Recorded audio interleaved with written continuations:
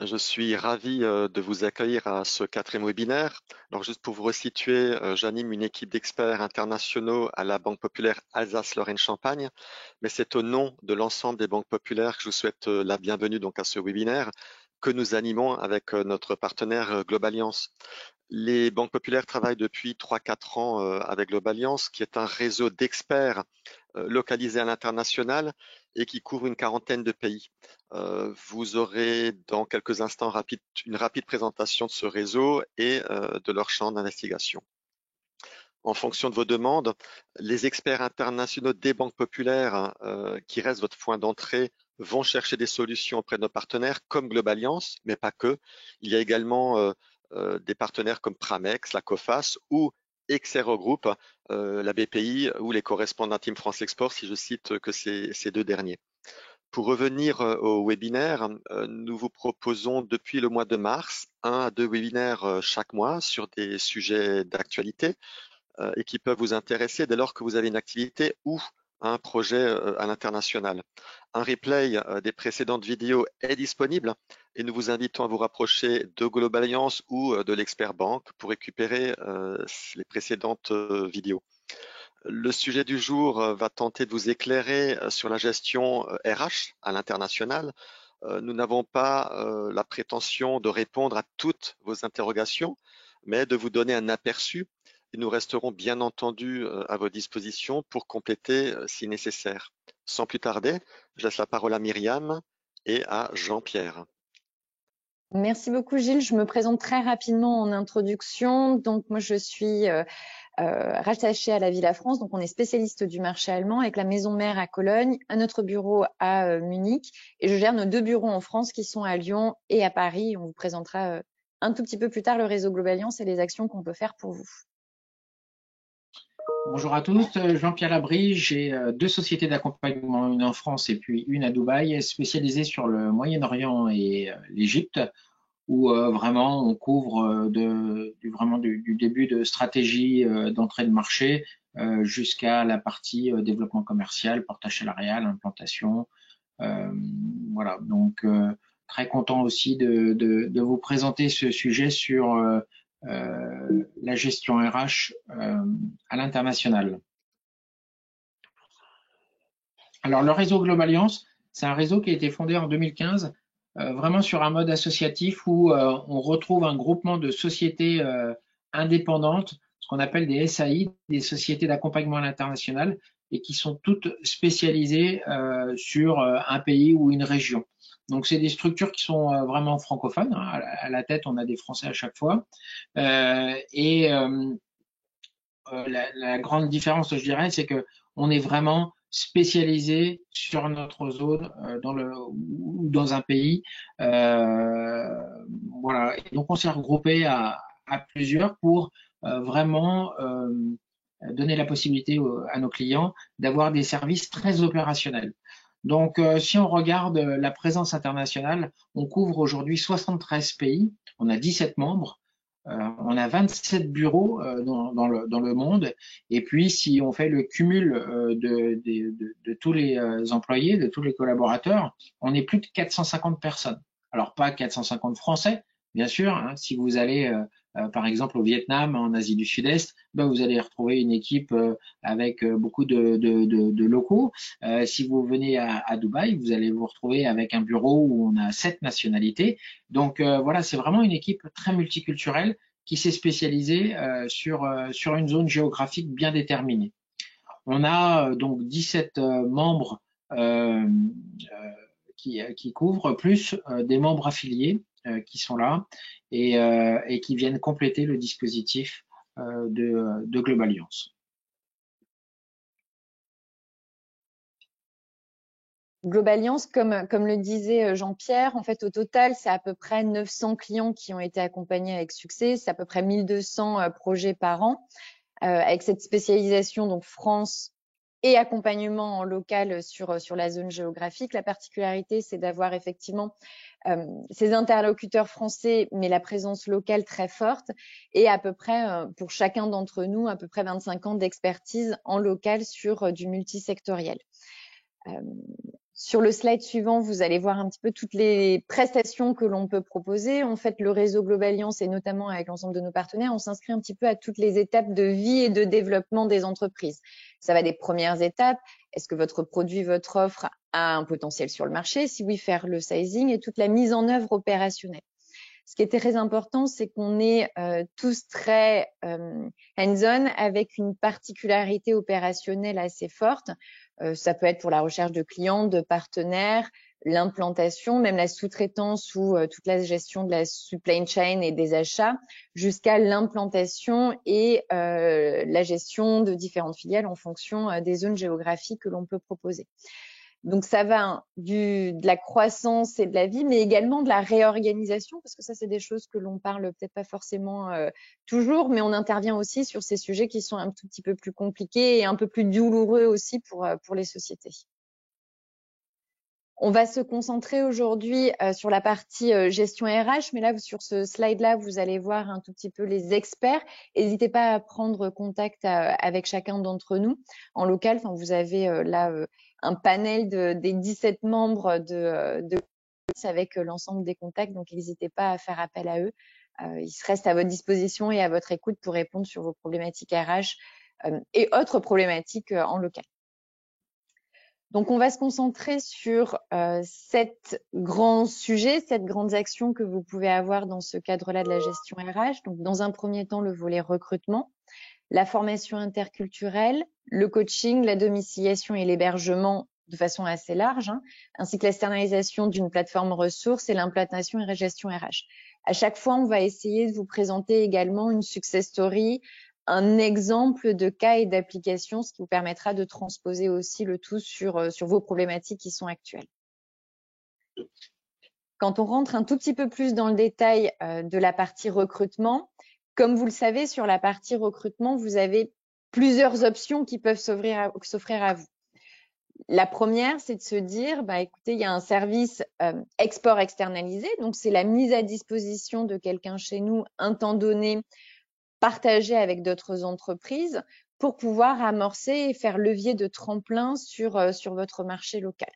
Et après, il y a le recrutement en tant que tel, qui peut être soit un VIE, qui est une solution qui vous permet, qui est en lien avec les dispositifs français, qui vous permet d'avoir quelque chose d'assez intéressant, mais on est plutôt sur des profils juniors. Et après, recruter en local votre propre collaborateur, que ce soit avec ou sans une structure juridique. Donc là, on est vraiment sur l'idée de s'implanter dans la durée, d'avoir une visibilité long terme pour l'ensemble de vos clients et de vos partenaires. Je voulais vous donner un exemple sur le slide suivant de services externalisés. Donc, l'un des premiers, sur le slide suivant, Jean-Pierre, s'il te plaît. L'un des premiers avantages, c'est qu'en fait, vous avez une très grande flexibilité. Vous pouvez recruter quelqu'un de façon très rapide qui va vous représenter en local sans forcément avoir des frais qui sont liés à un recrutement, aux délais qui peuvent être liés à ça.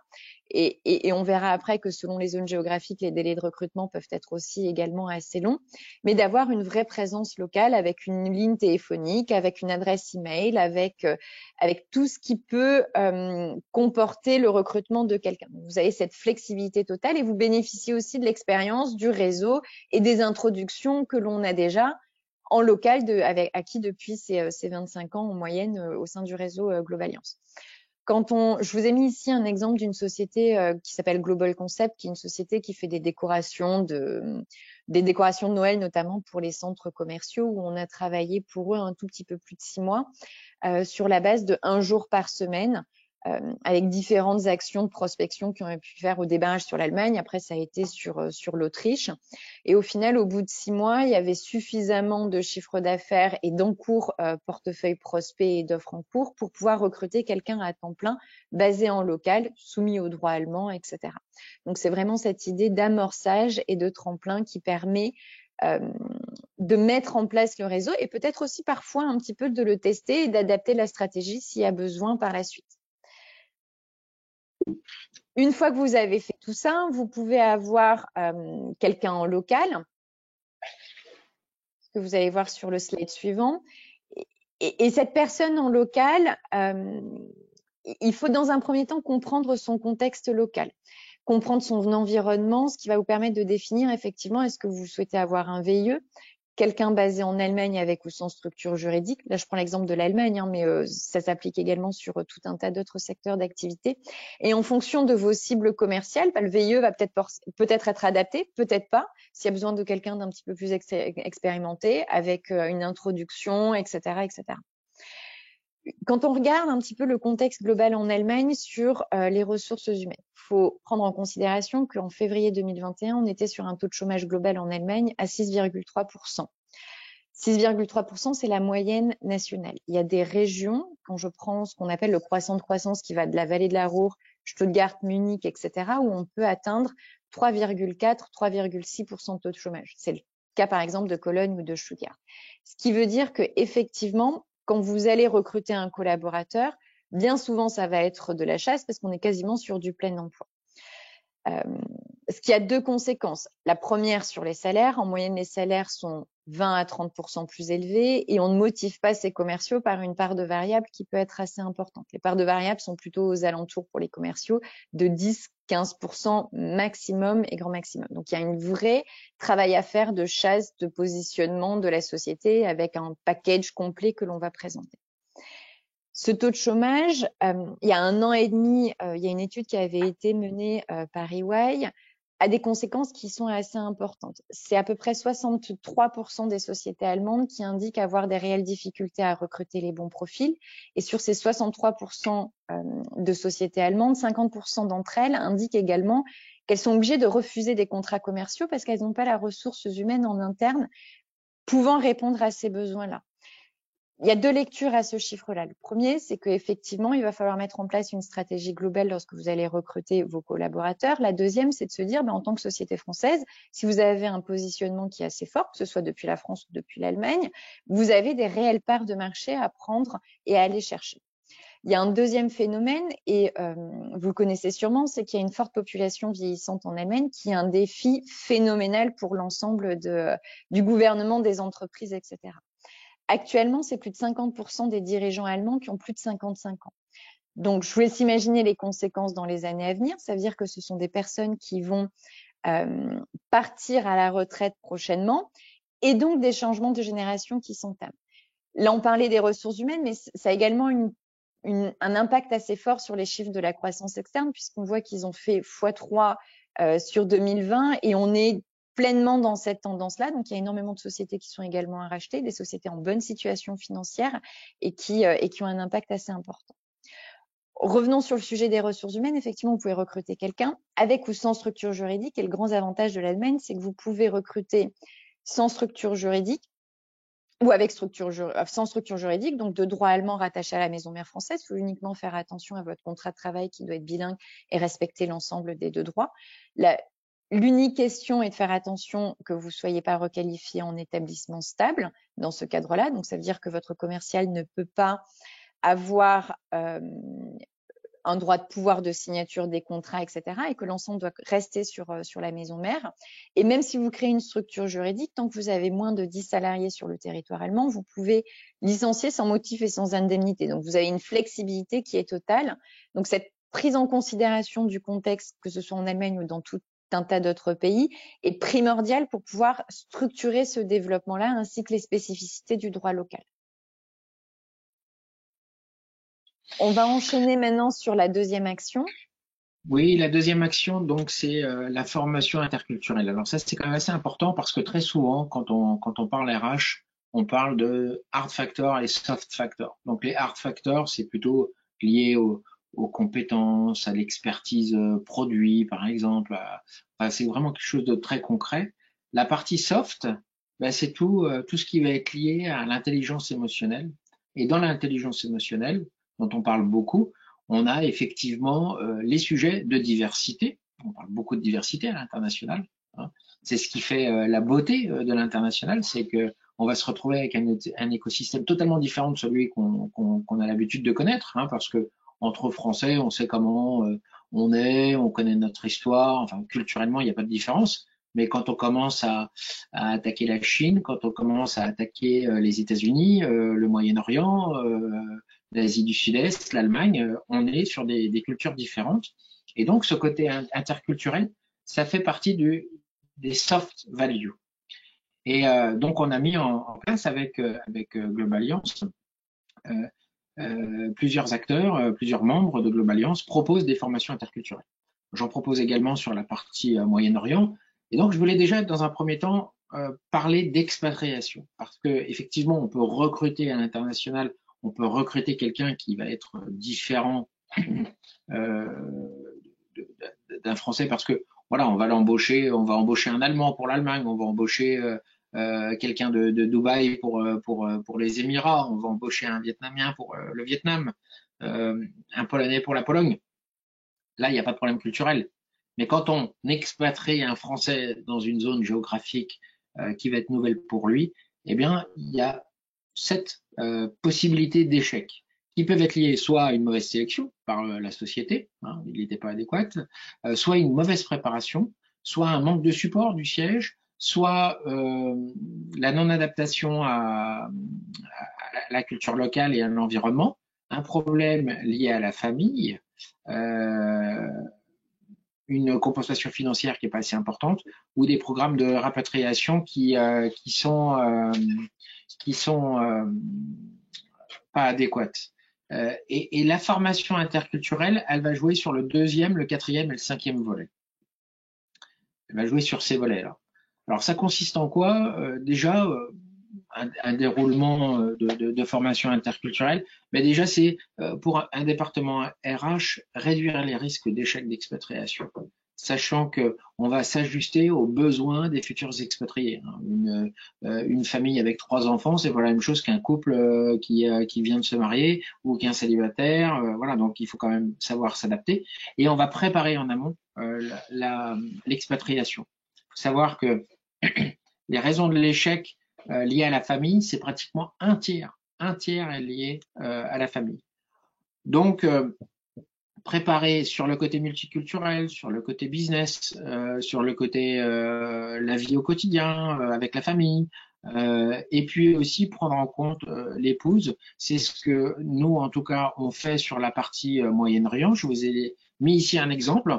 On propose des formations sur les Émirats, une expatriation sur les Émirats, sur le Qatar, sur l'Oman, sur l'Arabie. On propose aussi sur l'Égypte. C'est pas spécialement réservé à des Français, ça peut être réservé à d'autres pays également, c'est-à-dire une société qui veut faire bénéficier quelqu'un de, je sais pas, de UK pour partir sur Dubaï par exemple. C'est des choses qu'on a tout à fait. Et donc on va retrouver, vous avez ici une photo, on est dans une salle, on est en one-to-one avec le couple. Et donc, on va discuter tranquillement, on va donner la carte de Dubaï, on va parler de l'économie, on va parler de la politique, on va parler de la vie en famille, les enfants, l'école, voilà. Et puis potentiellement aussi, pourquoi pas, quand souvent, très souvent en tout cas pour nous, c'est l'épouse qui suit et c'est le mari qui est expatrié, bah, c'est parler aussi potentiellement de la possibilité pour l'épouse de pouvoir retrouver un travail localement. Voilà, donc c'est vraiment prendre en compte cette dimension soft qui est très importante. La troisième action, c'est vraiment, on est un cran au-dessus et là, on va vraiment aller dans le coaching, dans le mentoring, c'est-à-dire qu'on va assurer une bonne prise de poste et un accompagnement du futur employé sur la zone. Donc là, le but, c'est vraiment de faire en sorte que ça se passe bien pour l'expatrié, professionnellement. Là, on est vraiment sur un côté professionnel, que ça se passe bien pour lui, aussi bien en interne qu'en externe. Donc là, je vous ai donné un exemple avec la société Thales. Là, c'est au siège régional à la réception de l'accueil. Mais le but, c'est quoi? C'est de dire, voilà, vous êtes un directeur de projet, vous êtes un directeur de filiale, au niveau compétences, pas de souci, il y a une légitimité à avoir ce poste. Mais sur le côté soft, comment accompagner, comment faire en sorte qu'effectivement il y ait très rapidement une compréhension de la zone, du pays, des interlocuteurs, en interne, en externe, c'est-à-dire l'équipe, parce qu'il y a beaucoup de diversité. Hein, au Moyen-Orient, vous allez très facilement vous retrouver avec une gestion de 15 à 20 nationalités à gérer. Et donc, de les préparer sur l'interne, mais aussi sur l'externe avec le client et puis du discuter, du profil culturel, et puis des actions à mettre en place. Et ça, en général, ça se fait dans les 100 premiers jours pour vraiment avoir tous les atouts de son côté et avoir une belle expatriation et un bon démarrage et éviter de faire des erreurs avec son client. En complément de tout ça, et même quand on n'est pas forcément sur de l'expatriation, il y a tout un tas de facteurs qui sont liés au commercial et aux habitudes commerciales qui sont propres à chacun de nos pays. Un bon commercial en Allemagne n'est pas un bon commercial français, et un bon commercial aux Émirats ne sera pas un bon commercial en France non plus. Donc il y a vraiment ce facteur global à prendre en considération, avec différents modules aussi très opérationnels qu'on peut mettre en œuvre. Quel est le positionnement du produit, quelle est l'analyse concurrentielle, comment on va aborder, avec des modules de coaching sur à la fois les outils, le lexique, les approches culturelles, la prospection avec différents jeux de rôle, et même l'accompagnement possible au rendez-vous, à la première mission, aux premières actions opérationnelles qui sont vraiment adaptées en local. Donc, en plus du mentoring qui est au démarrage, il y a un vrai avantage qui se fait sur toute la suite. L'une des autres options que vous pouvez avoir, c'est également de domicilier votre société dans nos différentes zones géographiques. Donc, la domiciliation, c'est la mise à disposition d'une adresse postale, d'une ligne téléphonique. Donc, sur l'Allemagne, on dit que c'est germaniser un petit peu son approche. Vous avez des frais qui sont très limités parce qu'ouvrir une ligne téléphonique et une adresse postale, ça vous coûte moins de 100 € en fonction des zones géographiques par mois. Donc, vous êtes sur des structures qui sont très souples.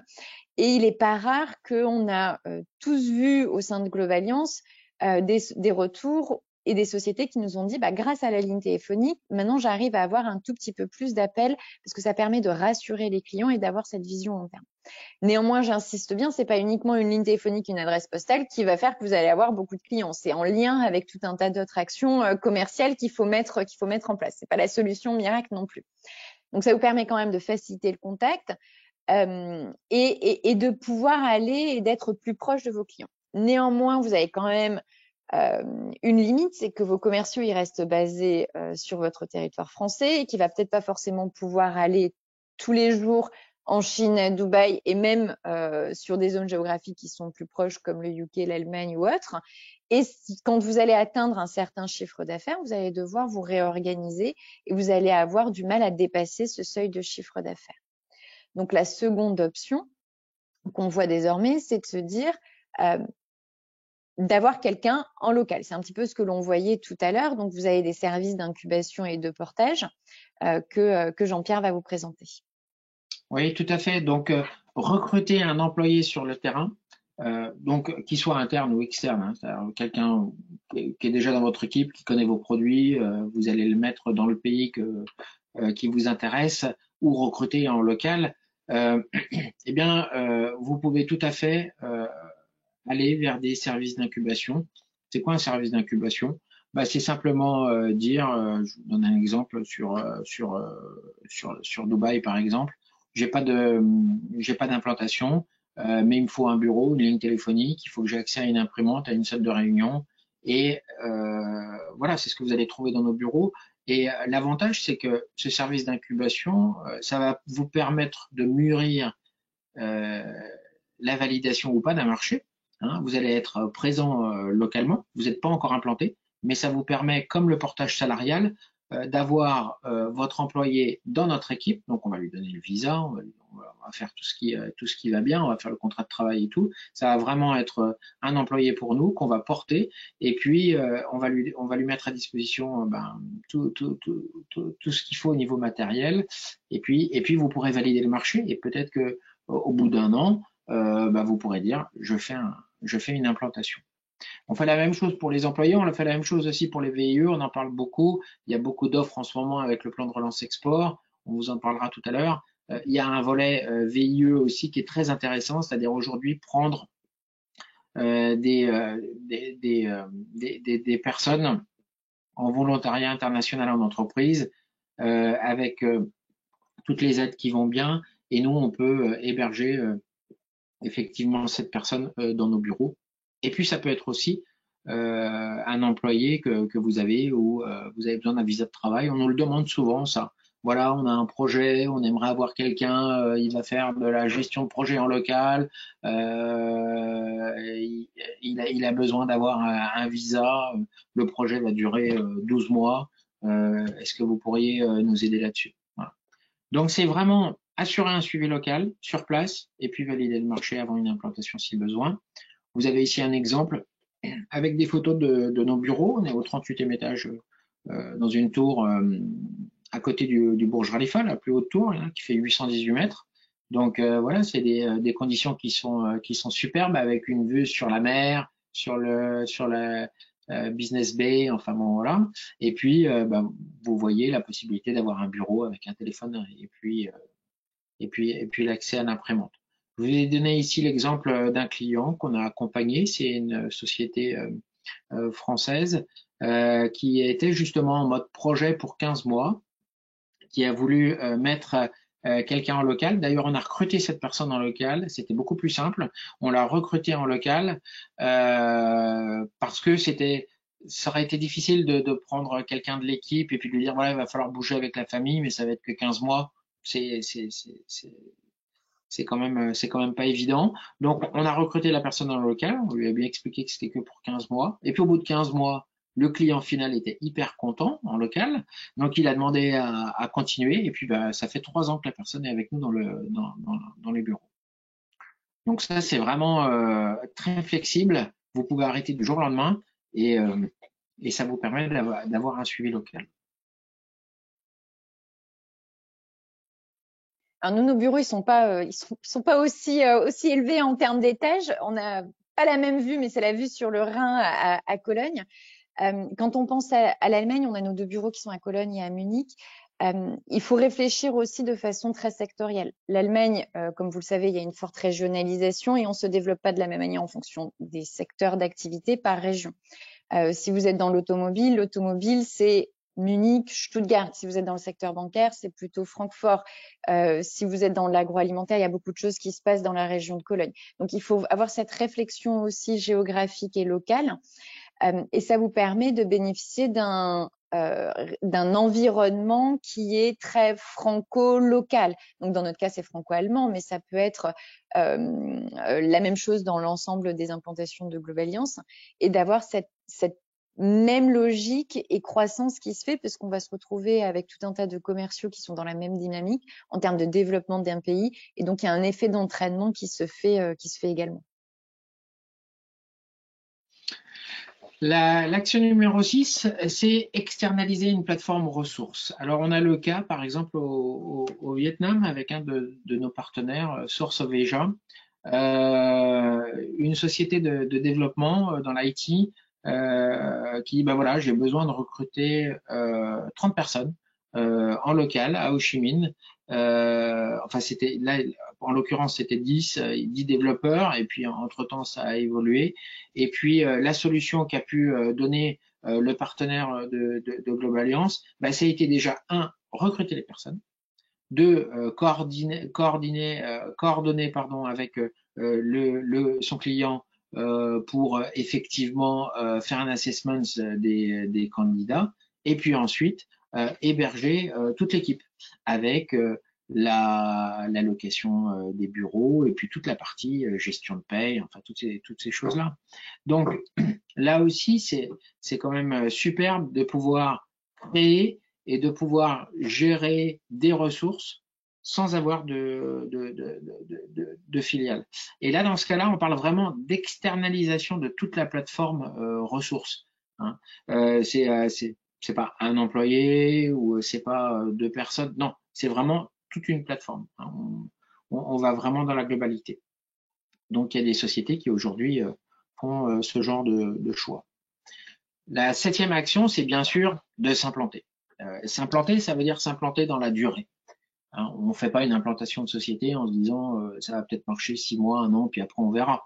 En général, on a validé sa stratégie et puis on s'est aperçu soit qu'il y avait un besoin vraiment réel et que la meilleure façon d'approcher le marché, c'était de s'implanter pour justement rassurer le client en local.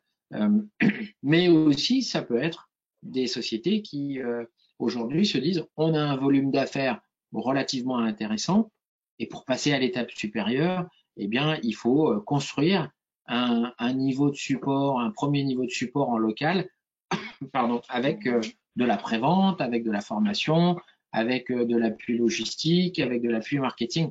Donc, on a vraiment des clients on a beaucoup de clients qui, au bout d'un moment, valident le marché, le transforment et décident de s'implanter. S'implanter, ça veut dire quoi? S'implanter, ça veut dire déjà qu'on a un choix juridique à faire. Est-ce qu'on fait un bureau de représentation? Est-ce qu'on fait une succursale, ce qu'on appelle une branch office? Ou est-ce qu'au contraire, on fait une filiale? Donc ça, c'est déjà la première question, le premier niveau de palier, le premier palier qu'on va discuter avec notre client.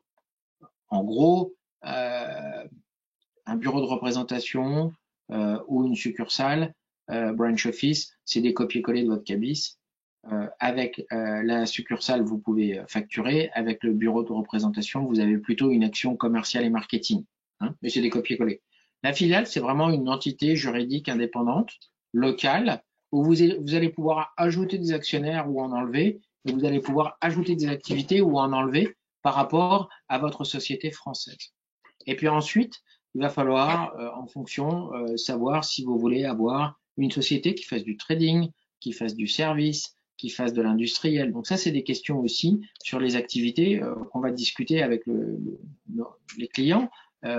Et en général, on est plutôt sur du long terme, du 3-5 ans, parce que en fonction de ce que vous allez choisir dans votre développement, dans votre vision à 3-5 ans, eh bien, vous allez avoir le choix d'aller dans une zone franche ou dans une autre. On a un système de zone franche à Dubaï où vous pouvez garder 100% de la société, alors que si vous êtes, mais vous pouvez faire que du B2B, et si vous voulez faire du B2C et avoir du retail, il faut aller à l'intérieur du pays, avoir un sponsor local qui aura lui 51% des parts. Donc, vous voyez, c'est un peu un dossier qui est, quand on fait une implantation, et c'est là où le volet RH il est important, c'est que en règle générale, quand on fait du développement commercial ou quand on fait des études, ou la recherche de partenaires, on a très souvent affaire à la direction générale ou à la direction export, qui sont vraiment partie prenante. Quand on fait une implantation, on commence à avoir tout le back-office. On commence à avoir la direction juridique, la direction financière, et puis bien sûr la direction RH. Donc, l'implication d'un sujet d'implantation, ça va vraiment englober toute la société. On va parler avec la personne qui s'occupe du supply chain, de la logistique. On va parler avec la personne qui va s'occuper des formations, du marketing, de la communication. Donc, c'est vraiment un projet d'entreprise. Et puis, il va falloir aussi se décider sur quel type d'étage on met dans cette implantation. Est-ce qu'on fait un bureau virtuel? Est-ce qu'on fait un flexidesk? C'est-à-dire, on va dans un centre d'affaires et puis on va avoir une fois par semaine un bureau à disposition dans lequel on pourra aller. Est-ce qu'au contraire, on va aller sur des bureaux physiques? Et dans ce cas-là, quel type de bureau physique on va avoir? Combien de mètres carrés on veut mettre?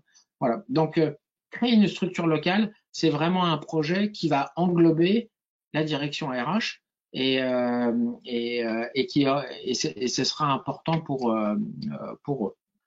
La deuxième chose là, je voulais vous donner un exemple, c'était sur une société, je pense que tout le monde connaît, GFI Informatique, qui s'appelle maintenant Inentum, qui fait plus d'1 milliard d'euros de chiffre.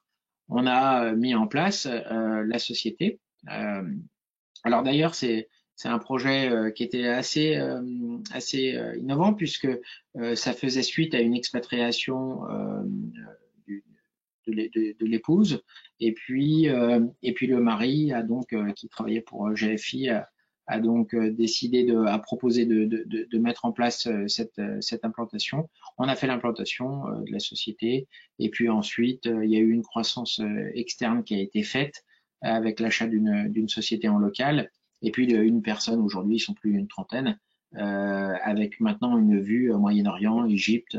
Enfin voilà, c'est vraiment une success story et on accompagne notre client bien sûr dans l'implantation, dans les volets RH et puis dans tout ce qui est comptabilité partagée, audit, voilà, gestion du compte, gestion de paye, toutes ces choses-là. Donc on est vraiment dans des sujets très très opérationnels. Bien sûr, la gestion RH externalisée, c'est des mesures qui vont des services qui vont être sur mesure localement. C'est-à-dire que très souvent, les sociétés vont nous dire, bah, on a besoin de visa, on a besoin de rédiger un contrat de travail. Là aussi, vous avez plusieurs membres de Global Alliance qui sont vraiment experts dans leur pays, qui connaissent effectivement les réglementations, l'aspect juridique, l'aspect RH, et qui vont être capables de vous dire, voilà ce que vous pouvez mettre dans votre contrat en local quand vous embauchez, voilà ce que vous pouvez faire en termes d'assurance médicale et de couverture, et puis vous inquiétez pas, ne vous inquiétez pas, on vous aidera sur la gestion de paye. On va établir les fiches de paye, on va faire des déclarations de TVA, on va s'occuper potentiellement de la famille de l'employé pour les visas, pour toutes ces choses-là. En fait, c'est vraiment gérer à distance vos employés et puis vous assister localement, hein, et devenir en quelque sorte un peu une extension de votre département RH. Hein. Donc c'est ça vraiment qui fait la spécificité aujourd'hui de Global Alliance, c'est de vraiment avoir l'expertise terrain pour vous aider au mieux. Et on a parfois des clients qui n'ont aucune connaissance RH à l'international. Hein, c'est vraiment une boîte française qui démarre, qui va à l'export parce qu'elle s'est dit, en période Covid, j'arrive pas à me déplacer, on a besoin d'avoir quelqu'un en local, on recrute et qui ensuite découvre. Et il faut vraiment assister ces personnes-là. Parfois, on a des directions RH qui parlent pas obligatoirement la langue du pays, parler l'allemand, parler l'anglais, parler c'est le turc, c'est pas des choses qui sont faciles. Donc on est vraiment là pour vous appuyer, vous assister et faire en sorte que on puisse rajouter des compétences à votre département RH. Voilà, je pense qu'on a fait un petit peu le point de toutes les actions qu'on peut avoir.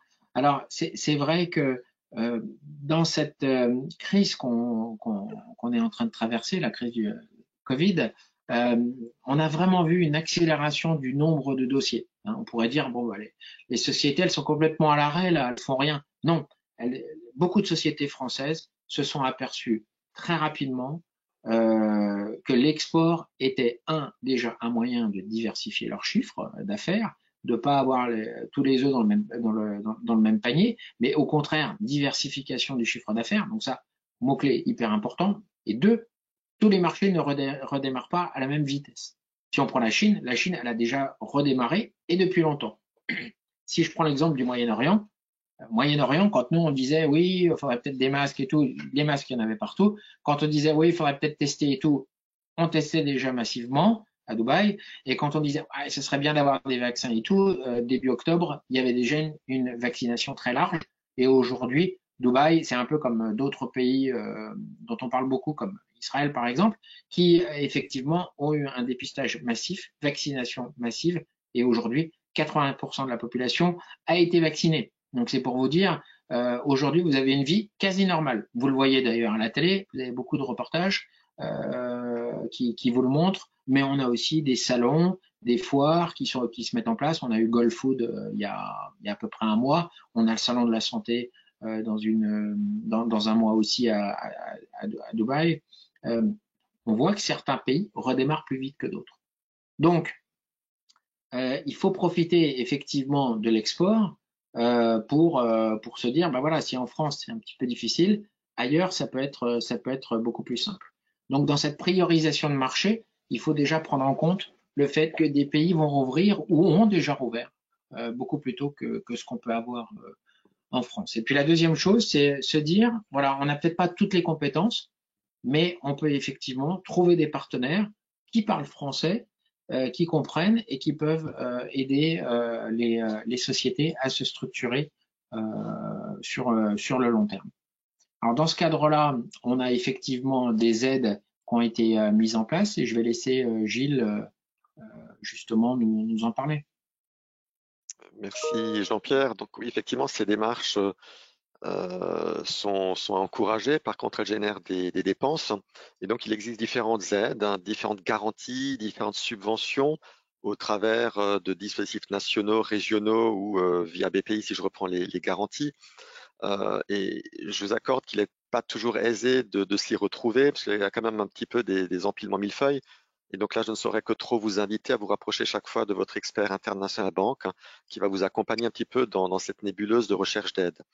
Alors, si je reprends un petit peu le dispositif national, hein, il y a le fameux chèque relance l'export qui a été créé l'année dernière et qui existera jusqu'à la fin de cette année. Le but de ce chèque relance l'export, c'est de prendre en charge 50% de vos dépenses engagées dans une démarche export. Alors certes, 50%, les plafonds sont relativement bas quand même, mais on est vraiment dans une relance. Donc on est plafonné à 2 000 euros dans le cadre d'une prestation individuelle. On peut monter jusqu'à 2 500 euros dans le cadre d'une prestation collective. Jean-Pierre vous parlait tout à l'heure également de VIE. Sachez également qu'au travers de ce chèque relance export, il existe le chèque relance VIE qui permet également de recruter un VIE pour une mission minimum d'1 an et de prendre en charge une partie de ses dépenses jusqu'à concurrence de 5 000 euros. Je ne vais peut-être pas développer les dispositifs régionaux parce que ces dispositifs, comme le nom l'indique, sont régionaux et donc sont très variables en fonction des régions. Pour autant, sachez néanmoins que ces régions peuvent subventionner vos projets d'investissement souvent à hauteur de 30%. Et là, on a plusieurs acteurs. Alors, la Team France Export qui a le mérite de regrouper plusieurs entités par souci de simplification, mais on a également Biest Export, si je reprends la région que je représente, hein, l'Alsace-Lorraine-Champagne, les CCI, Business France, etc. Pour parler et pour revenir un petit peu de ce qui existe au travers de la BPI, il y a la fameuse assurance prospection que vous connaissez souvent, plus ou moins bien.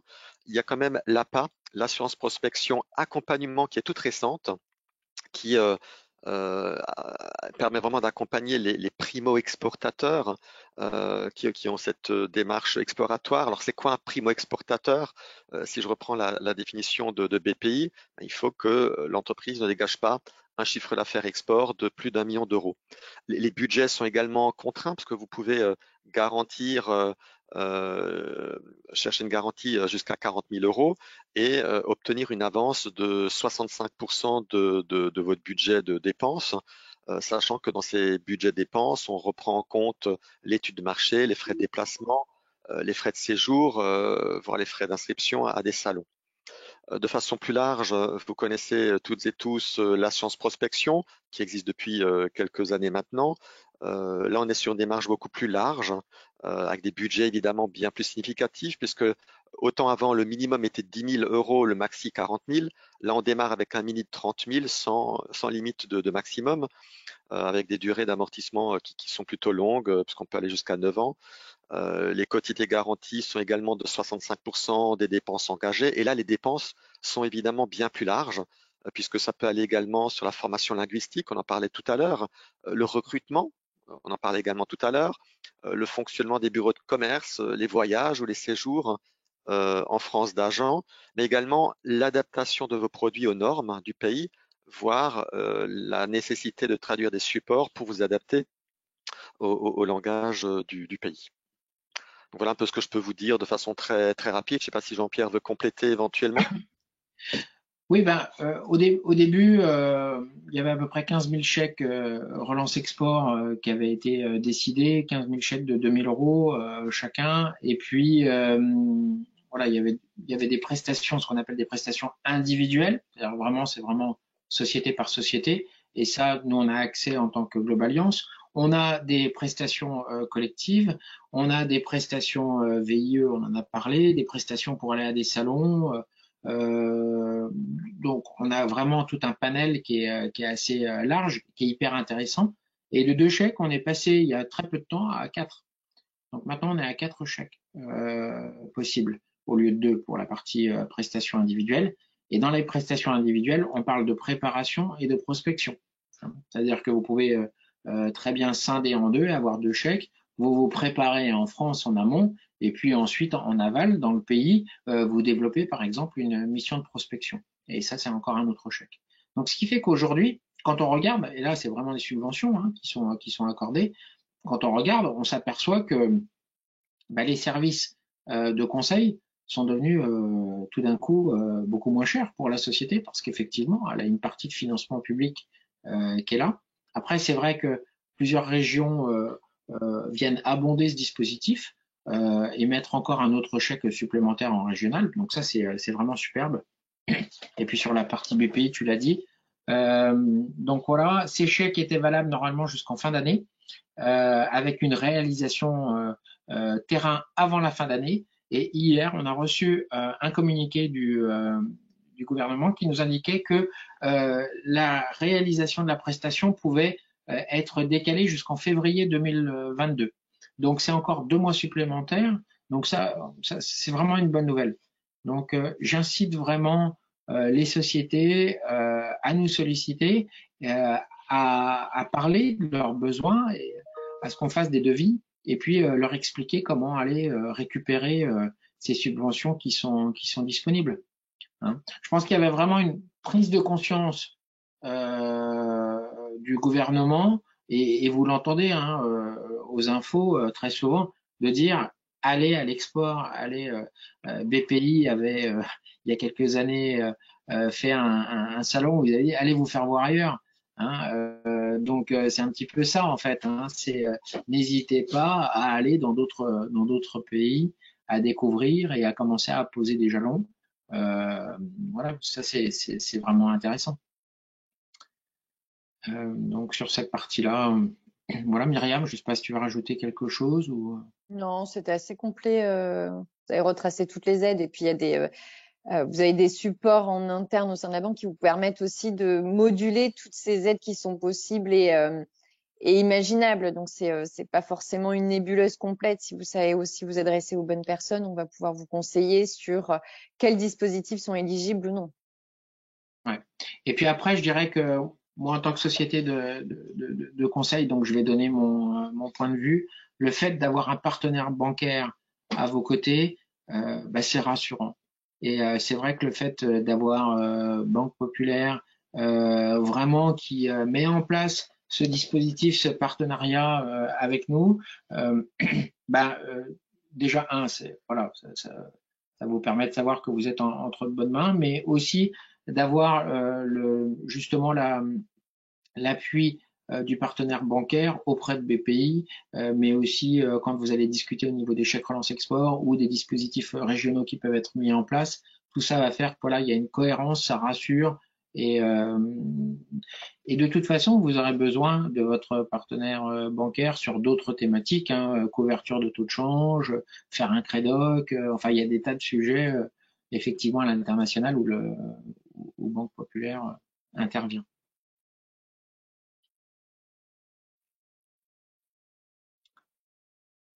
On a parlé tout à l'heure des webinaires, mais Gilles, tu veux peut-être dire quelque chose là-dessus parce que Alors c'est vrai que chaque région a sa façon de communiquer. Sur notre territoire Alsace-Lorraine-Champagne, vous retrouverez les informations sur notre site internet BPLC dans l'espace entreprise.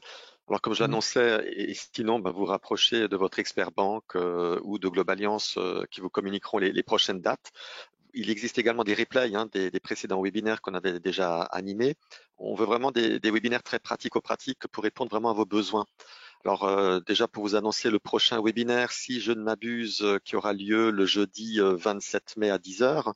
Et là, on abordera la thématique de l'exploration collaborative. Il y en a des très beaux exemples avec Globalliance et notamment Jean-Pierre sur ces accompagnements collaboratifs qui présentent quand même une solution vraiment efficace et surtout compétitive si vous voulez vous lancer à l'international. Et pour les entreprises qui sont déjà exportateurs, c'est également compétitif pour se lancer en direction de pays que vous ne pratiquez pas à ce jour. Donc, je ne saurais que trop vous recommander de vous inscrire à ce webinaire. Et si vous n'êtes pas disponible ce jour-là, inscrivez-vous quand même et vous pourrez obtenir par la suite le replay pour le visualiser à une heure qui vous conviendra le mieux. On finira ces séquences de webinaires qu'on a démarré en mars jusqu'à fin juin. Après, on fera une petite pause durant la période estivale et nous reviendrons vers vous, je pense, après l'été pour vous proposer encore d'autres thématiques avec Globalliance jusqu'à la fin de l'année. Et de notre côté, nous, au niveau Globalliance, donc on a mis en place en ligne et n'hésitez pas à demander accès des petites capsules, soit pour vous dire tiens, j'aimerais connaître la société qui s'occupe du Vietnam, et puis d'avoir accès à la capsule de présentation des bureaux. Donc voilà, donc on va être sur des petites capsules, mon entreprise en 5 minutes, ma zone en 5 minutes, et puis ensuite on a des thématiques qu'on rajoute tous les mois. Tout à l'heure on parlait de la formation interculturelle, vous trouverez une capsule Moyen-Orient sur la formation interculturelle. Donc le but c'est vraiment d'avoir un partage, de pouvoir avoir accès à une bibliothèque qui puisse vous permettre sur certaines thématiques de vous enrichir ou d'enrichir votre réflexion.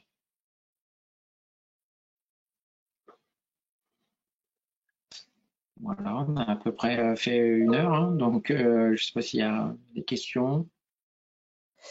Alors, rebonjour. Oui, il y a une question. Est-ce que vous avez une proposition d'offre globalisée? Ouais, Myriam, tu veux répondre? Oui, effectivement, c'est vrai que votre réflexion de ressources humaines, elle est internationale. Parfois, elle s'inscrit aussi dans, pas uniquement sur une logique d'un pays, mais plusieurs pays qui peuvent être gérés sur l'ensemble. Et avec Globaliance, on a une offre qui est complètement globalisée où vous avez un interlocuteur unique qui va pouvoir gérer l'ensemble de vos pays. Donc, vous avez un interlocuteur qui va gérer toutes ces questions que l'on vient de voir avec une spécialisation globale. Donc, ça vous permet d'avoir une gestion centrale de toute cette ressource humaine, effectivement. Donc, il ne faut pas hésiter à revenir vers nous, enfin, que ce soit moi, Jean-Pierre ou Gilles, pour qu'on vous apporte des informations complémentaires par rapport à ça. Très bien. N'hésitez pas par ailleurs donc à poser vos questions dans l'onglet dédié.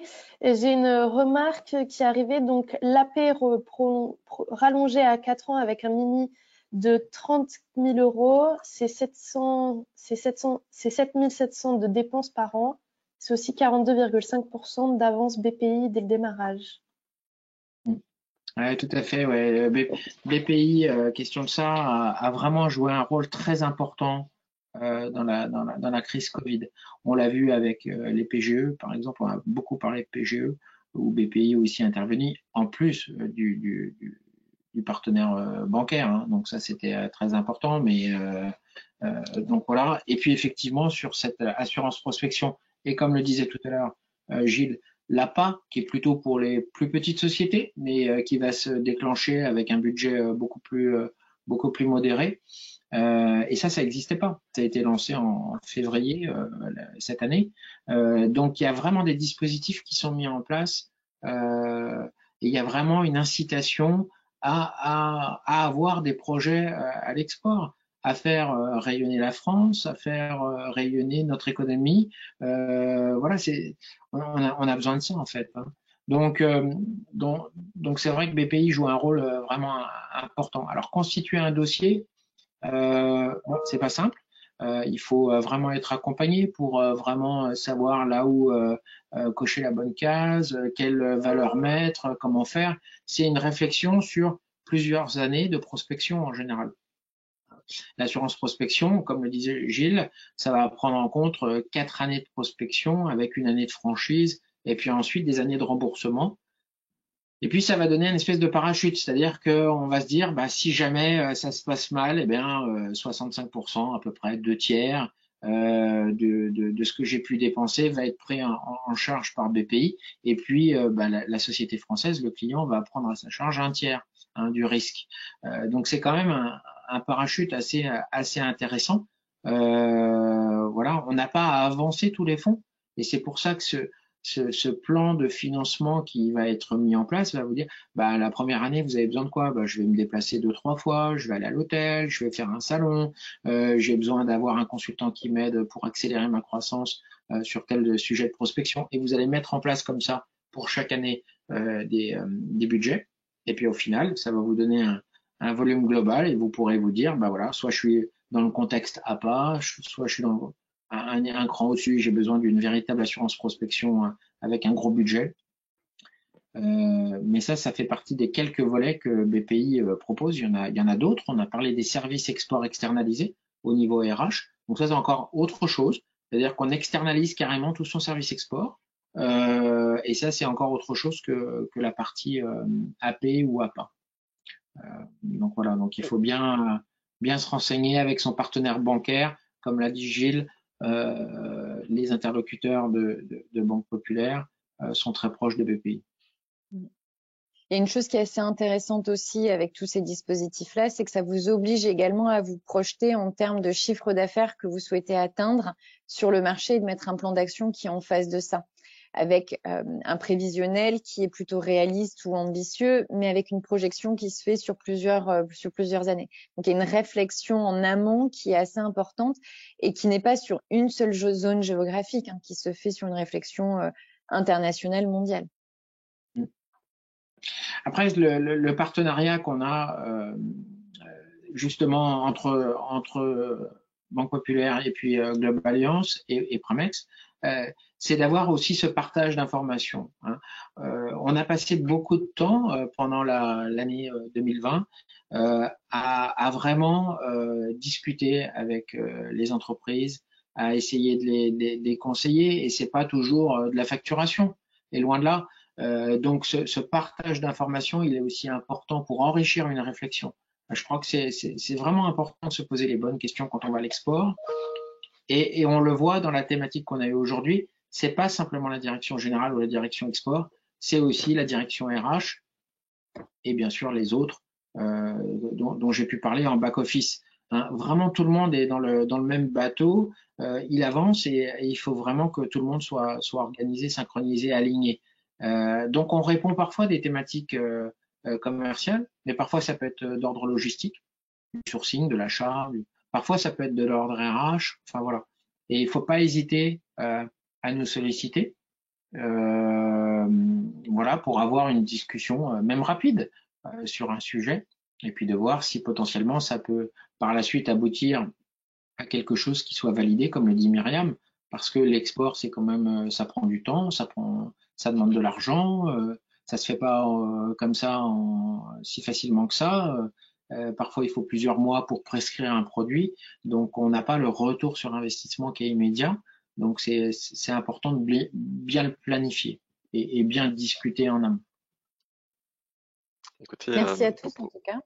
Merci à toutes et à tous, et surtout n'hésitez pas à nous revenir. Rapprochez-vous d'autres experts banques et comme le disaient Jean-Pierre et Myriam, on utilise Global Alliance comme boîte à outils, comme Pramex et la Coface par exemple. Donc n'hésitez pas à exprimer vos besoins et on trouvera ensemble, tous ensemble, les solutions et les réponses à vos besoins.